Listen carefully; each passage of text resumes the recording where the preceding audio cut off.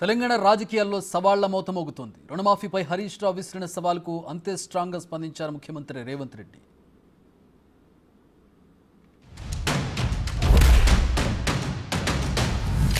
నేను అడుగుతా ఉన్నా, ఏకకాలములో ఆగస్టు 15వ తేదీ నాడు ఈ 39,000 కోట్ల రుణమాఫీ నువ్వు చేయకపోతే నీ పదవికి రాజీనామా చేయడానికి నువ్వు సిద్ధంగా ఉన్నావా అని నేను అడుగుతా ఉన్నా.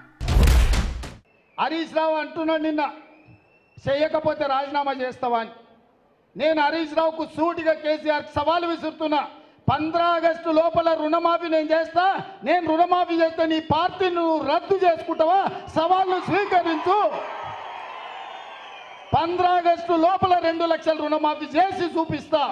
అక్కడి సూర్యుడు ఇక్కడ మొలిచిన భూమి ఆకాశాలు తలకిందులైనా కేసీఆర్ ఫామ్ హౌస్లో ఊరేసుకొని సచ్చిన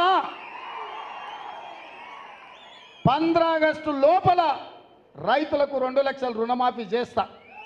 చేసిన మరుక్షణమే నీ పార్టీని నువ్వు రద్దు చేసుకుంటావా? నా సవాల్ను స్వీకరించు హరీష్ రావు. పోయి నీ మామని అడుగు. నేను మాట ఇస్తే ఎట్లుంటానో తెలుస్తుంది. నీ మామకు తెలుసు నీకంటే ఎక్కువ.